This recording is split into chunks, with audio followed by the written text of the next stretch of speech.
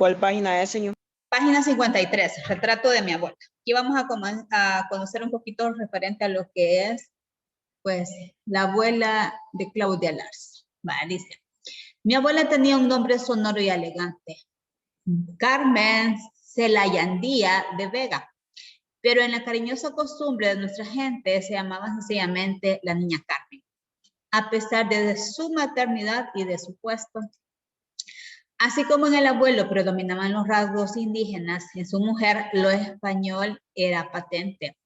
La recuerdo con sus trenzas medio grises y sus labradas peinetas de carey, con sus faldas de ancho vuelo y sus blusas cubiertas de alforcitas.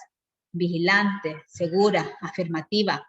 A veces parecía una monja laica y a ratos la madre de 100 hijos. A ella podían aplicarse aquellos versículos del libro de los Proverbios. Mujer de acendrada virtud, ¿quién puede hallarla? Pues su valor supera en mucho a las piedras preciosas. Confía en ella el corazón de su marido y ella le dará bien y no mal todos los días de su vida.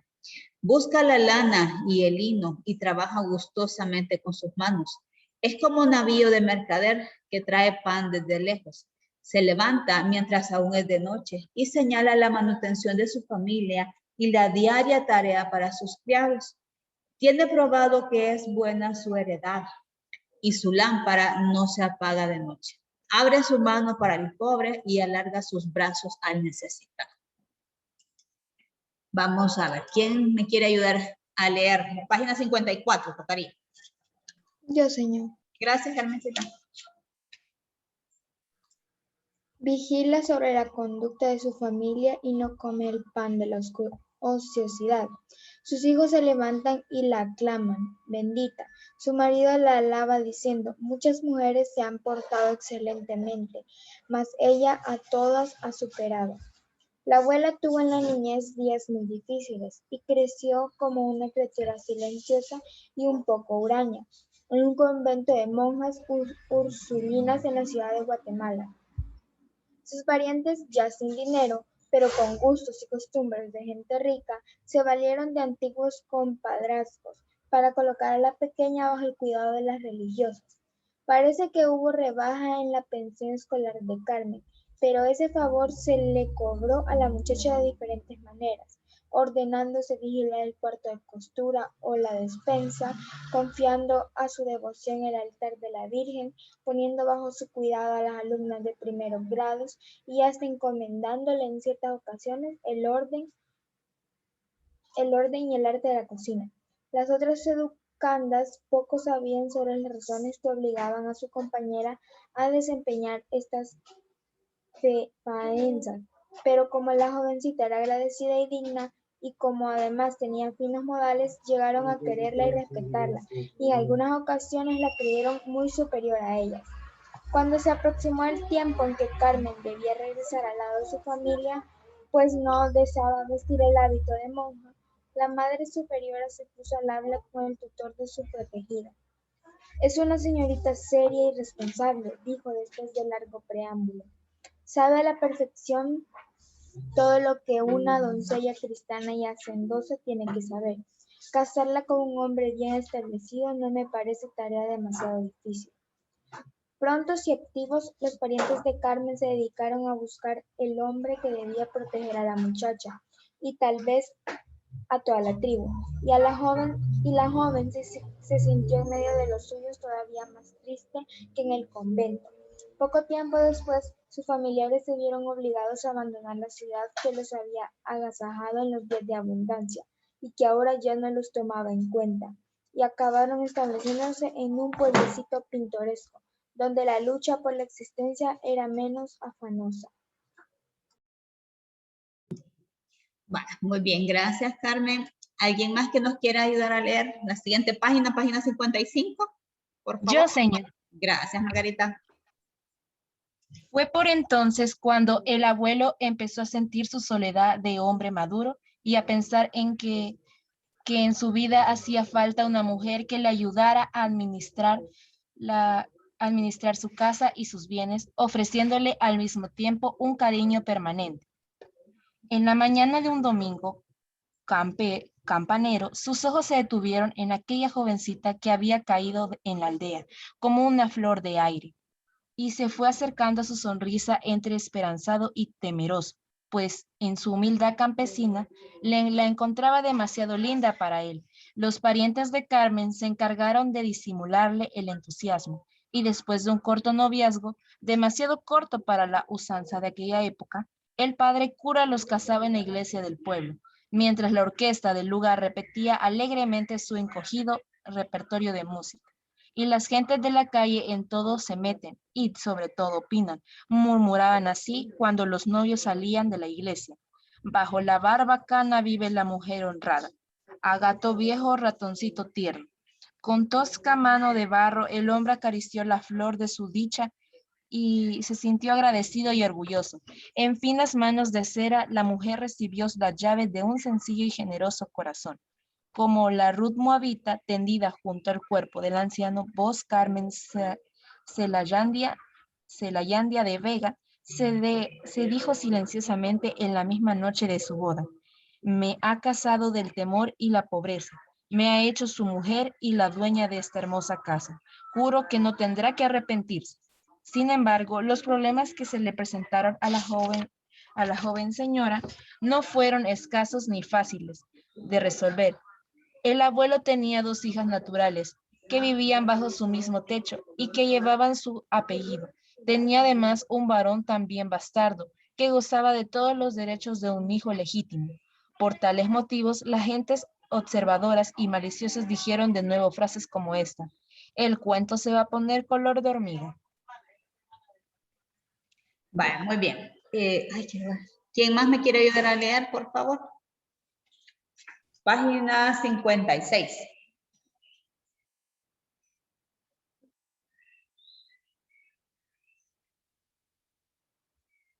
Hola, hola.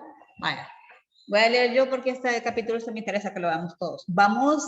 Fíjense bien en cómo está presentando así características propias de esa época. Ahí ya las vamos a discutir entre todos. Dice, pero Carmen cerró sus oídos a los chismes y murmuraciones y con una serenidad muy rara en la juventud fue venciendo dificultades y sorteando peligros.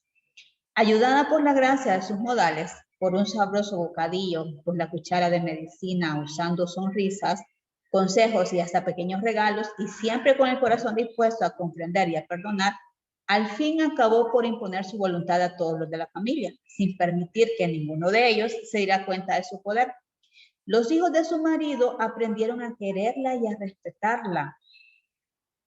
Y cuando su propia hija, que fue más tarde mi madre bien amada, llegó al fin a sus brazos, ya el ambiente estaba libre de recelos y la paz del hogar se había establecido por completo. Con tan experta regente que unía la bondad al orden y al trabajo, fue natural que la casa prosperara. Lo aprendido con esfuerzo en el convento daba resultados magníficos y oportunos. El abuelo advirtió que el patio se llenaba de capullos, que las ventanas de la sala lucían almidonadas cortinas, que los corredores se adornaban con macetas rebosantes de geranios y begonias, y que en el altarcito del Señor crucificado jamás faltaba una lámpara de aceite. Cereales, quesos, carnes y almíbares, así como licores y tabacos, fueron administrados con verdadero conocimiento de las necesidades y placeres de la vida doméstica, de modo que sin la abundancia se empequeñeciera. El desperdicio no habría rendijas en el cobre de las monedas. La iglesia, vigilante como siempre, pronto se dio cuenta de que debía honrar a tal mujer y ponerla a su servicio. Desde entonces se lavaron en nuestra casa los manteles del comulgatorio, se hornearon en nuestro horno los panecillos de San Antonio y se confeccionó en nuestra cocina la blanca masa para las hostias de la misa. También las 2 hijastras que ya aprendían a hacer labores de aguja fueron entregando al padre cura casullas y sobrepellices, estolas y cortinillas del sagrario, velos con bordados de oro y plata que la Virgen lucía en las fiestas más solemnes. Ya mi madre había cumplido 8 años de edad cuando otra niña, que no era hija ni pariente, llegó a aquel hogar hospitalario y ahí se quedó para siempre. El caso ocurrió de esta manera. En el pueblito nuestro se habían refugiado varios guatemaltecos pertenecientes a las familias más ricas y conocidas de su país. Llegaban por diversos caminos con motivo de las inesperadas reformas políticas y sociales impuestas por un temible pero progresivo dictador, Justo Rufino Barrios. Entre los fugitivos venía una señora cuyo marido fue detenido por los soldados de su gobierno y que estaba encarcelado desde hacía varios meses. Era una mujer joven y atractiva, a quien las circunstancias obligaban a unirse a la suerte de los que huían de su propia tierra. Uy, voy a dejar entrar a su compañero. Va. ¿Quién más me quiere ayudar, por favor? Página 57.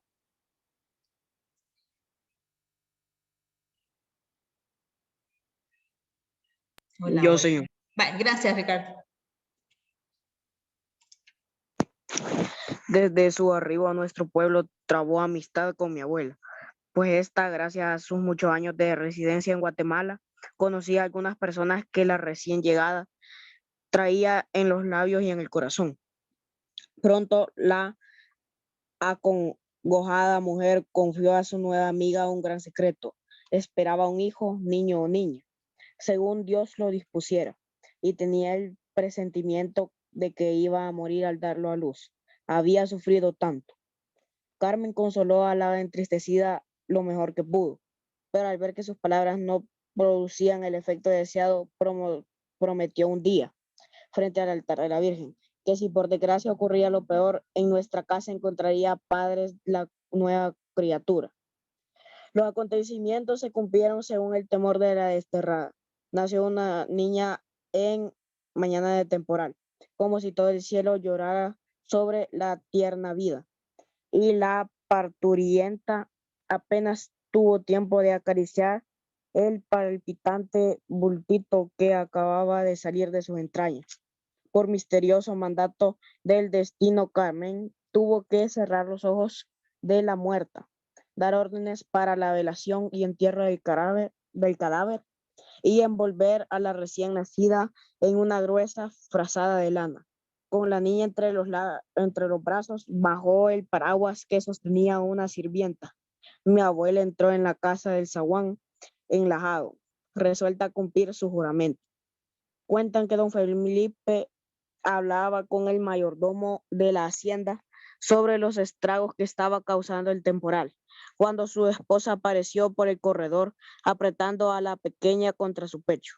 Ya es de nosotros, dijo con firmeza, una hermana de Nelita y de tus otras hijas. Es la voluntad del Señor. Va, muy bien, gracias, Ricardo. ¿Alguien más que nos quiera ayudar a leer? Página 58, por favor. ¿O quedamos hasta acá?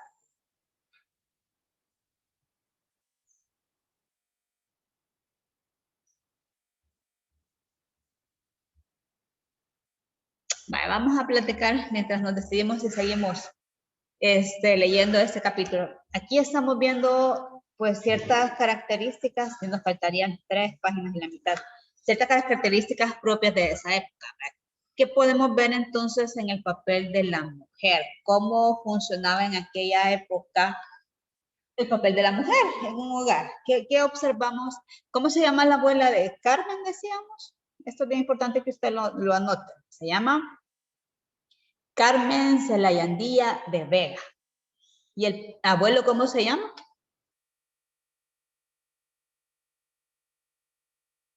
Por ahí lo mencionamos. Va, recuerden ir señalando personajes. Hola.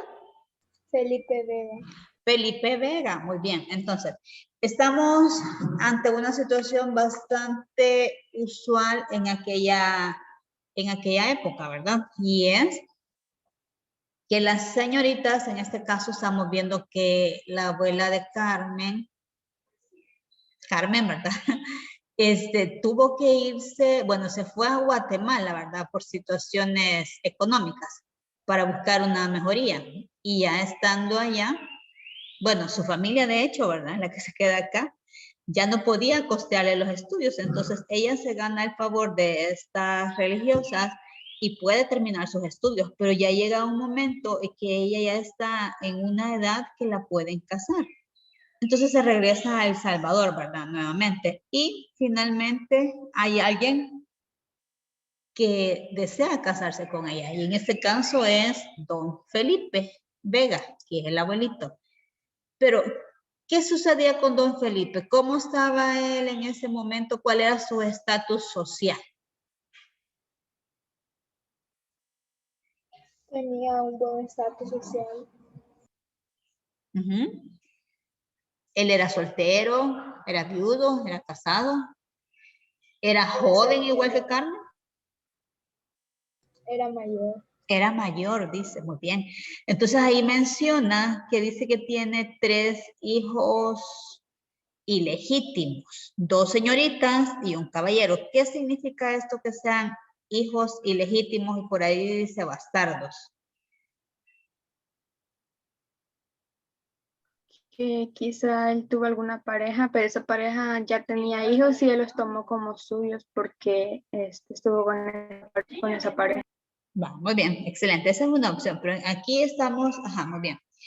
Estaríamos diciendo que son hijos que fueron concebidos fuera del matrimonio, porque según se entiende, él ya era viudo, ¿verdad? Y posiblemente no tuvo hijos, pero estos hijos, estos 3 hijos, que si él los acoge, ¿verdad? Como que hubiesen sido propios del matrimonio, están viviendo con él, pero son hijos de otras, muy bien, de otras mujeres, digámoslo así, no de la esposa. Va, muy bien. Entonces, cuando llega Carmen, recordemos que ella es joven, entonces ella tiene que enfrentarse a esa situación, ¿verdad?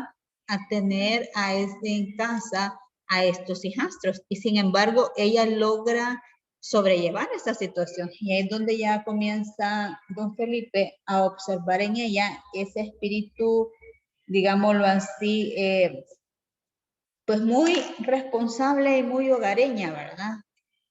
Ella, como ya administradora de una casa. Ahora, pregunto, ¿tenía en este caso Carmen otras opciones?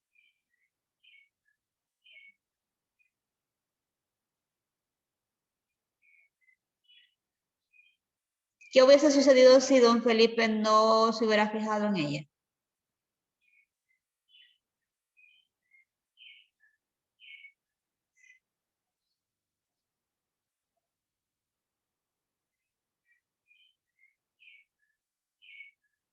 Hola, hola.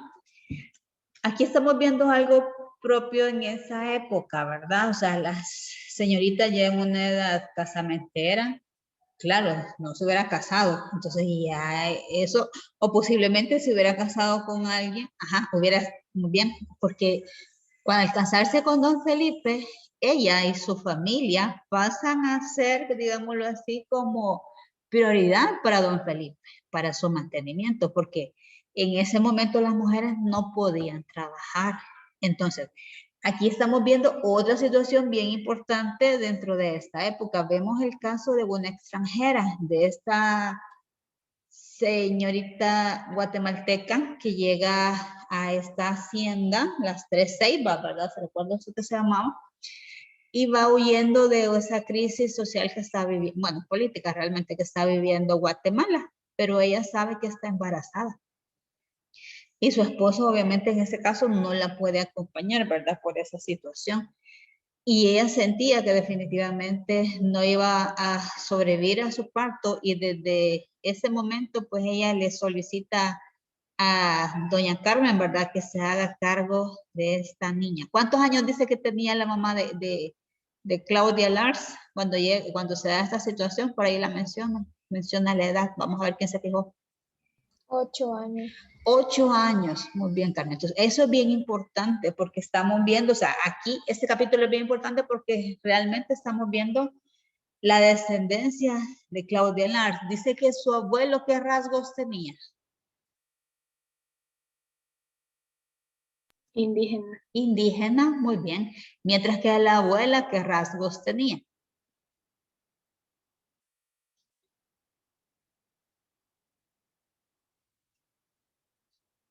Más españoles.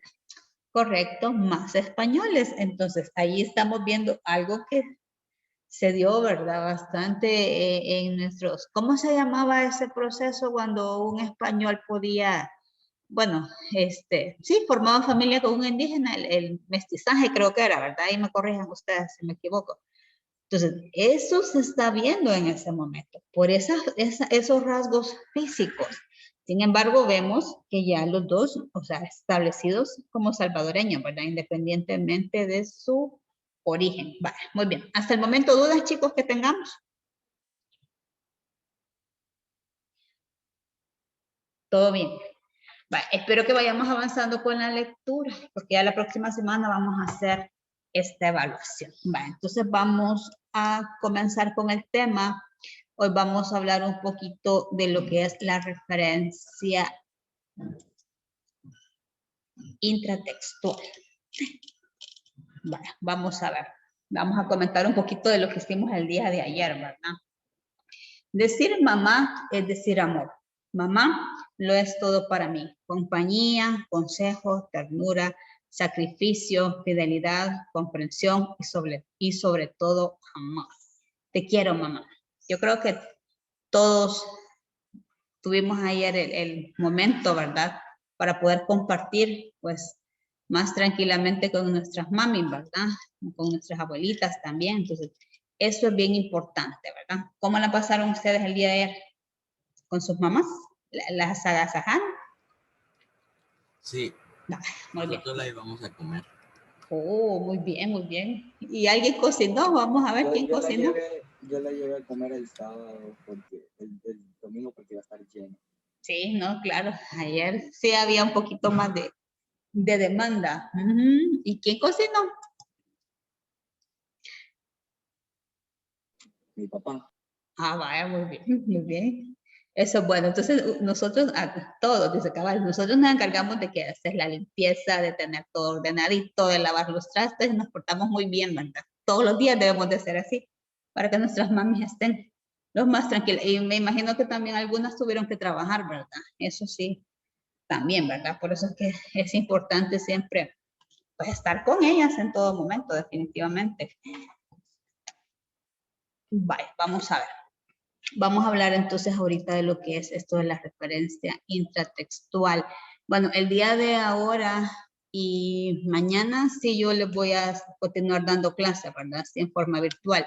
Y a partir de la próxima semana sí ya va a estar con nosotros señor Elizabeth, porque ahorita sí. Sí, Fabiola. Perdón.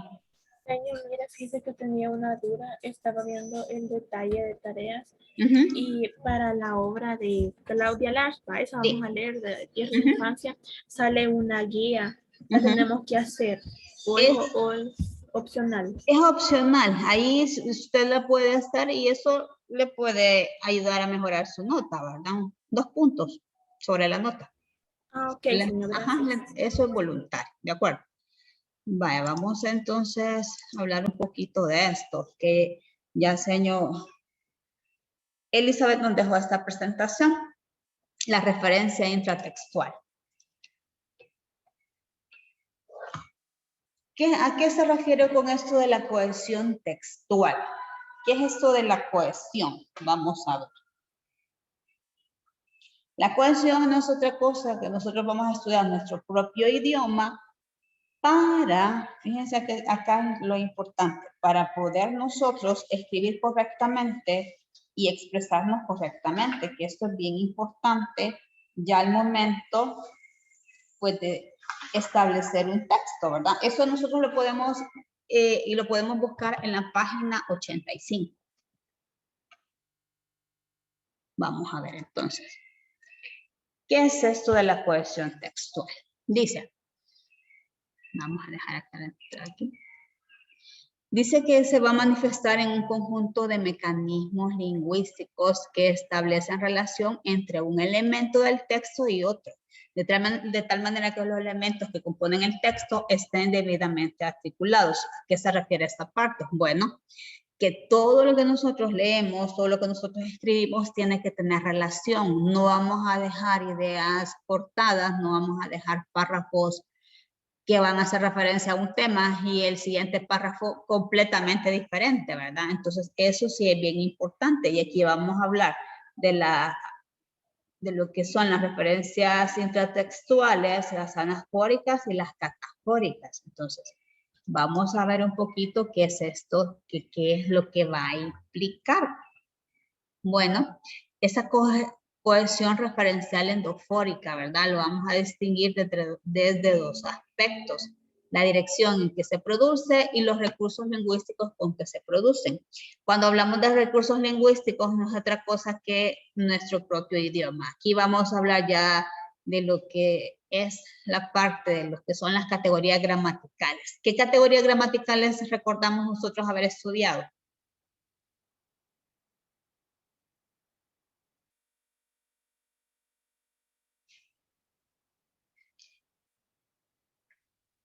Aquí tendríamos los sustantivos, los determinantes, los pronombres, el verbo, el adjetivo. Vale, entonces, uno de esos mecanismos es la referencia intratextual o endofórica. ¿Qué significa el prefijo intra, chicos? Vamos a ver quién se recuerda.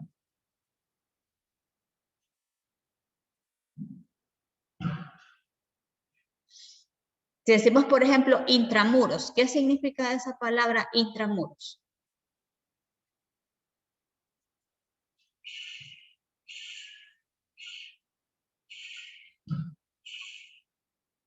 Hola, hola, no se me... Siento que muy calladitos están. ¿Qué significa eso de intra? Intra es algo interno. Entonces, por eso dice acá.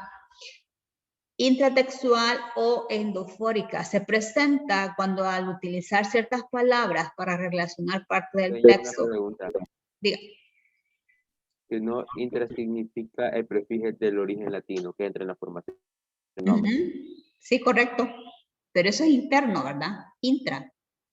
Por eso cuando decíamos intramuros son juegos internos de la institución donde solo jugamos los estudiantes del colegio, ¿verdad? Por decir algo, ¿sí? Ahí es donde lo aplicamos. Entonces, dice que remite a un elemento interno por medio de otros elementos, también internos. Entonces, las referencias intratextuales pueden ser de dos tipos, que va a ser la anafórica y la endofórica. Entonces, cuando hablamos de un mecanismo de referencia intratextual, es cuando se presenta al utilizar ciertas palabras para relacionar parte del texto con un referente, que es algo interno, que alude a algo que ya se mencionó, ¿verdad? Entonces ya vamos a ver esta parte de lo que son los ejemplos. Veamos ahora esta parte ya de lo que es la exofórica. Esto es lo mismo que está en el libro. Ahí usted no se preocupe. Aquí hay un ejemplo. Dice, Odín no era solo la deidad vikinga suprema, también era de lejos la más compleja y enigmática figura del panteón nórdico, conocido como el padre de todas las cosas. Por su parte, en la creación del género humano, también era literalmente el padre de varios de los Aesir. Por ejemplo, Baldur y también Thor. Aquí tenemos el siguiente párrafo. De hecho, poco se le escapaba al propio Odín desde su asiento en la cima de la roca de, no sé cómo se pronuncia, Hillside, desde donde podía observar los 9 mundos de la creación, viendo todo lo que ocurría en ellos. En busca de información más detallada, vagaba por Midgard disfrazado, apareciéndose a los humanos como un hombre alto de barba gris, larga capa y un sombrero de ala ancha. Entonces, vamos a tratar de observar en este caso esa referencia interna.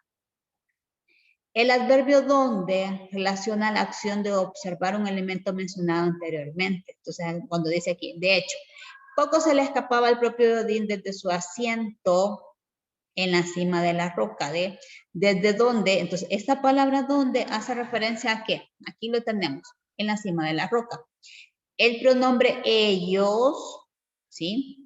Hace referencia a los 9 mundos de la creación. Aquí estamos hablando siempre de lo que es esa referencia interna en un texto. Después dice, las palabras su y él establecen referencia anafórica con Anubis. Anubis, dice, era considerado el señor de la necrópolis, por lo cual su imagen está presente en los diferentes cementerios egipcios.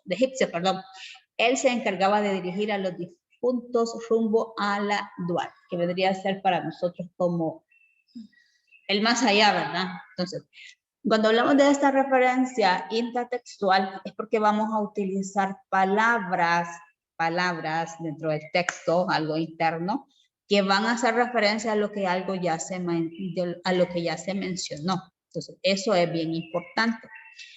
Eso es la anáfora. Y eso es, dice, hacia el interior de una forma retrospectiva. Y ahora vamos a hablar de la forma catafórica, que es hacia adelante, porque se hace referencia de una forma prospectiva, ¿verdad? Que sí, un término depende de otro, pero de forma que aparece posteriormente. Veamos entonces qué es lo que dice aquí de las catafóricas. Dice que estas se presentan, me voy a adelantar, cuando en el interior de un texto se establece una referencia prospectiva, es decir, cuando el sentido de un término depende de otro que aparece posteriormente. Con frecuencia se vale de sustantivos o pronombres y suele aparecer seguidos de 2 puntos. Tenemos acá ciertas formas de cómo se puede dar esta referencia catafórica. Entonces, la anafórica es retrospección, lo que ya se mencionó, y la catafórica es prospección, es lo que se va a mencionar. Por ejemplo, esta es mi idea. Si usted se fija acá, hay 2 puntos. Entonces, aquí hay una prospección porque a continuación voy a establecer lo que quiero decir.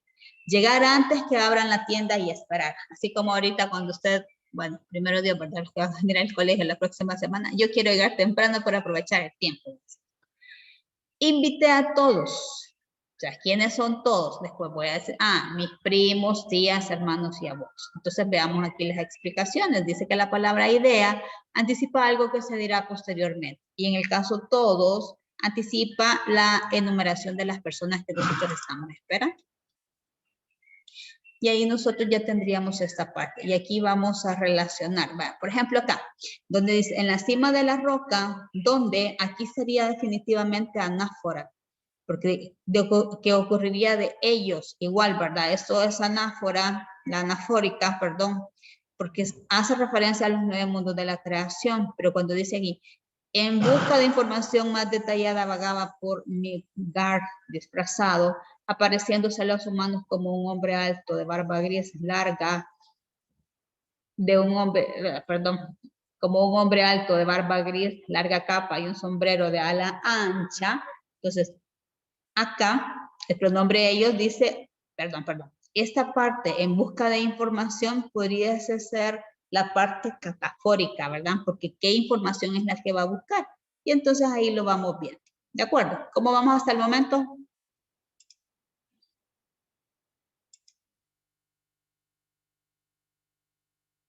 ¿Se entiende esto más o menos?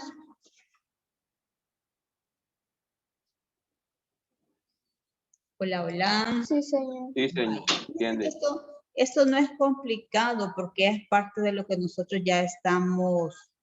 Señor, Diga. entonces básicamente, ¿qué sería? ¿El qué?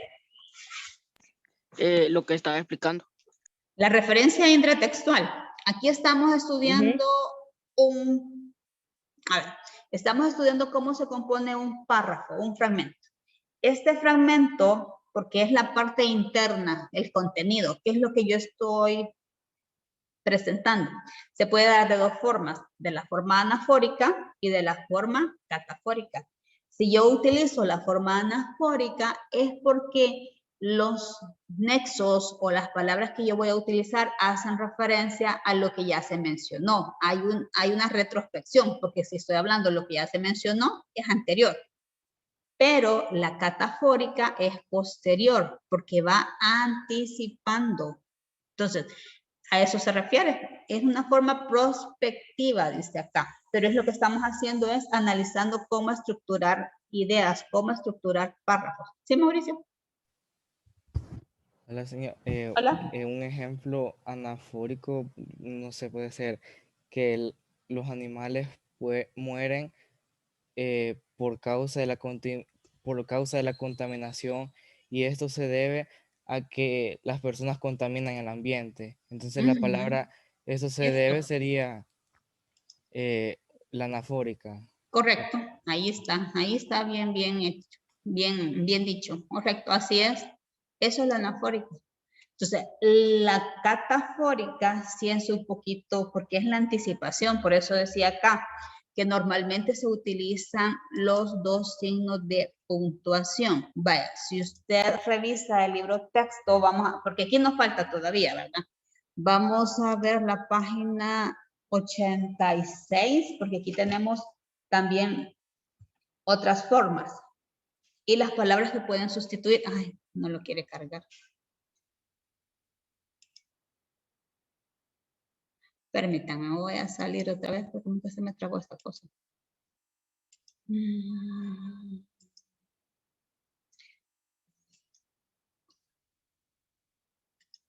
Sí, lo voy a volver a cargar. Vaya, con lo de la evaluación de la próxima semana. Nosotros, bueno, yo lo había programado para hacerlo en forma virtual, ¿verdad? Pero vamos a ver, porque está, ¿para qué día está la evaluación? Para el 19. 19, que sería viernes. Miércoles. Miércoles. Entonces, en teoría, ay, espérame que no me quiere cargar esta cosa. Ya me pasé. Ajá, porque yo lo había programado de esa forma, ¿verdad? Que todos lo íbamos a hacer en forma virtual. Sí, aquí estamos ya. Creo que sí, entonces, porque yo se había programado para porque el miércoles lo tenemos a las 7:45, ¿verdad? Así estaba programada la evaluación. Bueno, ya vamos a ver cómo vamos a hacer, pero sí, siempre sería así en forma virtual, porque lo que podemos hacer es que los chicos que vengan lo hagan después de clase, ¿verdad? Ahí vamos a ver cómo lo hacemos la otra semana. Vale. Aquí vemos un diálogo, ¿verdad? Dice, ¿desde cuándo le pasa? Doctor, ay, perdón, al revés lo leí. Doctor, dice, estoy perdiendo la memoria. ¿Desde cuándo le pasa? ¿Qué cosa dice? Aún sin saberlo, se usa la referencia intratextual todo el tiempo. Vean, las expresiones utilizadas en las referencias intratextual o endofóricas pueden referir elementos como los siguientes. Personas en el texto, los pronombres, tiempo, por ejemplo, entonces, en ese momento, al mismo día, todas estas frases indican tiempo. Y el espacio, allí, ese, donde, etcétera. Porque cuando le dice acá, cuando él pregunta, ¿desde cuándo le pasa? La palabra cuándo me hace referencia a tiempo. Aquí estoy utilizando esa parte de esa referencia intratextual. Entonces dice, palabras que pueden sustituir a un referente intratextual. Los pronombres, ¿qué función tiene un pronombre? Sustituir. El adverbio, eso lo que hace es complementar, que todavía nosotros no hemos estudiado esta categoría gramatical. Los verbos, ¿qué me indica un verbo? Me indica acción. Y los sustitutos léxicos que pueden reemplazar a cualquier palabra para señalar el mismo referente. Entonces, esto no es algo nuevo, ¿verdad? Aquí nosotros, por ejemplo, podemos ver en las frases. Dice, si estoy utilizando pronombres, por fin encontré el libro, que este es un pronombre relativo, hace referencia al libro. Y aquí lo dice, que hace referencia al libro, ¿verdad? Tengo una herida en ese dedo. Justamente allí, este adverbio nos está dando el lugar exacto, porque si yo digo ahí, eso puede ser en cualquier lugar. Pero aquí no, nos está dando un lugar bastante exacto y dependiendo también de la distancia, ¿verdad? Este indicaría más cercanía. Mi mamá me dijo que prepare el arroz.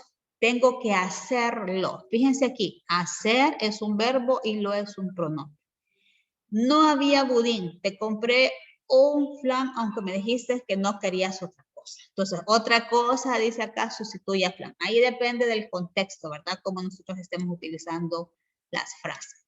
Vamos a ver acá, vamos a avanzar un poquito con esto, con estas actividades. Dice, marca qué tipo de referencia intratextual está resaltada. Entendiendo que anáfora es lo que ya se mencionó y la catáfora es lo que se va a mencionar. Dice, llegaré el jueves y regresaré el mismo día. Cuando habla el mismo día, ¿a qué hace referencia? El jueves. Al mismo Al jueves. jueves, correcto. Entonces esto es anáfora, porque ya se mencionó. Para que usted lo marque con una X ahí. Dice, le conté un cuento a Rosa.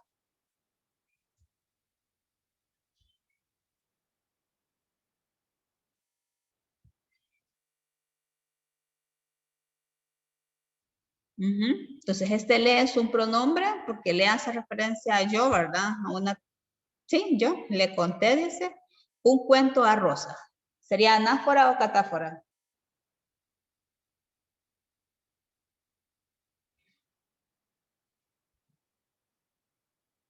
¿Hay una anticipación en este caso? Sí, porque cuando yo le conté, lo que viene a continuación, a Rosa, eso es una anticipación. Perdí mi DUI, pero lo recuperé. Eso todavía no les pasa a ustedes, gracias a Dios. Aunque ya casi. Perdí mi DUI. Lo haría referencia a DUI. Anáfora. Allí puse el adorno en esa repisa. Este allí es un adverbio del lugar. Entonces hay una anticipación el lugar donde se colocó el adorno. Esto es catáfora. Y después dice, todos los empleados le solicitaron aumento, pero las directivas se negaron. ¿Qué será ahí? ¿Anáfora o catáfora?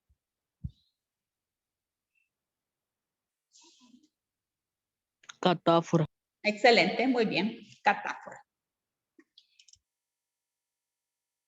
Vale, expliquen qué se diferencian las referencias anafóricas y las catafóricas. Así en una palabra. Anafórica, ¿qué dijimos?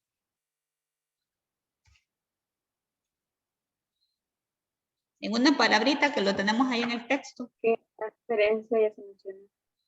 ¿Hola? Que la referencia ya se mencionó.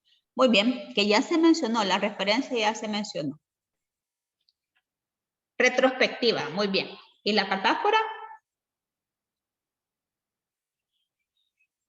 Aparecerá posteriormente, ¿verdad? Aparece posteriormente, entonces, y la referencia es prospectiva. Y ahí tenemos ya. No hay para dónde. Dice, rodea la referencia anafórica. Si me dice anafórica, quiere decir que es algo que ya se mencionó, ¿verdad? Que es retrospectivo. Entonces dice, del agua mansa me libre Dios, que de la brava me guardaré yo. ¿Qué es lo que, dónde se podría estar aplicando anáfora? Siempre recordando que puedo estar utilizando pronombres, adverbios, verbos o sustitutos léxicos.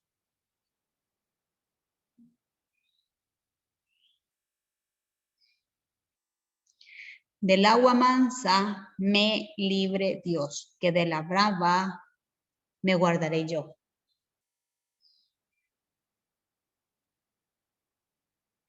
Hay varios, ¿verdad? Pero aquí solo...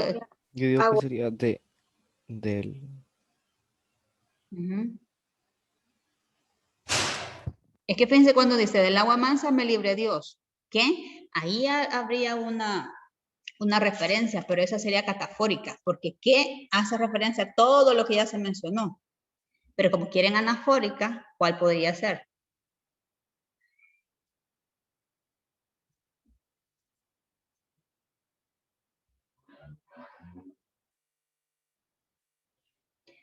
¿Podría ser acá el pronombre me?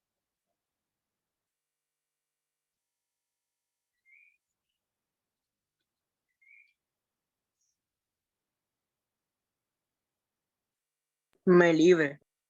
Correcto, ahí tendríamos el pronombre me.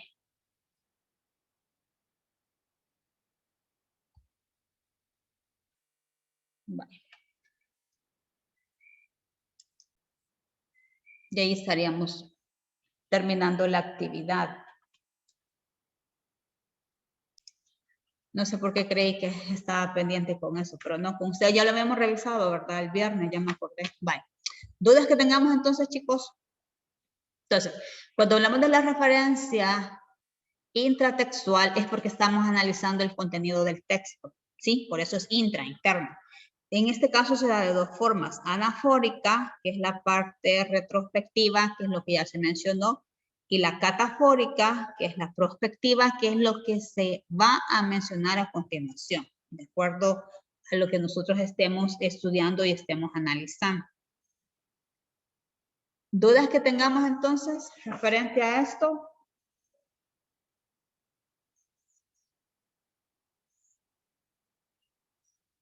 No, el silencio me agrada porque no sé si todo está bien o solo lo hemos dejado en pausa. Vaya. ¿Qué más podríamos decir entonces de Tierra de Infancia de Claudia Lars? Tenemos todavía un par de minutos antes de que nos vayamos a la siguiente clase. Voy a seguir leyendo yo página 58. El abuelo tosió, escupió, se rascó la cabeza. Fíjense aquí la parte donde está diciendo la abuelita de que esa niña va a ser suya, ¿verdad? Que ya llegó a casa y que simplemente pues va a ser una hermana, dice, de Nelita y de tus otras hijas. Es la voluntad del Señor. ¿Cómo vemos el carácter en este caso de la abuela de Carmen? ¿Cómo la sienten ustedes? ¿Cómo será esta abuela realmente? Muy generosa, siempre con ganas de ayudar a los demás. Muy bien, excelente, muy generosa. Estamos viendo también que es muy tenaz, ¿verdad? Que es una mujer fuerte, es una mujer decidida y que no le importa a quién le va a hacer el bien siempre y cuando, pues eso sea el ayudar a su prójimo, ¿verdad? Entonces, porque no le preguntó al abuelo y realmente está en la casa del abuelo, ¿verdad? O sea, del esposo en ese caso. Dice entonces, el abuelo tosió, escupió, se rascó la cabeza y quiso protestar, pero la decidida actitud de su mujer lo obligó a tragarse la inconformidad y a declararse vencido. Luego, como era bondadoso y estaba lleno de risueño humor, explicó a sus vecinos lo que había sucedido de esta manera. ¿Qué puedo hacer para defenderme de semejantes líos? Ya saben que en mi casa la gallina es la que canta. La criatura fue bautizada con el nombre de Teresa y como pasó el tiempo sin que su verdadero padre diera muestras de vida, el apellido del abuelo se añadió a su propio apellido con simple y espontáneo amor. Creció la niña entre el patio y los corredores de la casa campesina, por todos mimada y celebrada, pero por todos querida y bendecida. Ella es la jardinera a quien yo di en los primeros amores de mi niñez el nombre de cuento de canción, Tere de la Rosa. Corrieron los años en sus días de sol y sus días de ventisca. Llegaron los novios de las hijas de don Felipe y entre ellos apareció el extranjero de mirada cautivadora, que hizo de mi madre la compañera de su vida. Después llegamos nosotros, los 4 niños del mister, como gorriones alborotados, que la vieja casona no quiso confiar a otro alero, y los bautizos, cumpleaños y demás celebraciones familiares se repitieron alegremente en el candelario doméstico. Muy lento era el reloj en aquel pueblo, en aquel hogar de gente sencilla, pero nunca tuvo minutos muertos o dañinos. La vida, una vida sana, cordial, dadivosa, andaba en sus negras agujas como una constante lección. Una tarde recuerdo claramente por la impresionante angustia de todos mis parientes. La abuela sintió que el corazón se le hinchaba dentro del pecho, hasta casi quitarle la respiración, y una larga enfermedad que se fue acentuando cada vez más a pesar de los médicos y de los cuidados con que se rodeaba a la enferma, se instaló en nuestra casa con terrible amenaza de muerte. Bueno, hasta ahí lo vamos a dejar entonces. Vale, muchísimas gracias entonces por su asistencia, ¿verdad? Siempre recordarles que podemos ver las clases del MINED a través de la televisión nacional o escucharla, ¿verdad? Si no hay dudas, chicos, gracias. Vamos a la siguiente clase, ¿verdad? Estamos a tiempo, ¿verdad? Tenemos, sí, 4 minutos creo para cambiar de clase. Y por favor sigamos leyendo, ¿verdad? Que esto lo vamos a evaluar la próxima semana. Así que ánimo. Cuídense mucho, Dios me los bendiga, saluditos a sus mamis ahí, un fuerte abrazo, cuídense y nos vemos pronto, ¿verdad? Si Dios así nos lo permite. Cuídense mucho. Gracias, Chelsea. Feliz tarde, feliz día a todos. Adiós, señor. Gracias. Adiós, señor. Gracias. Adiós.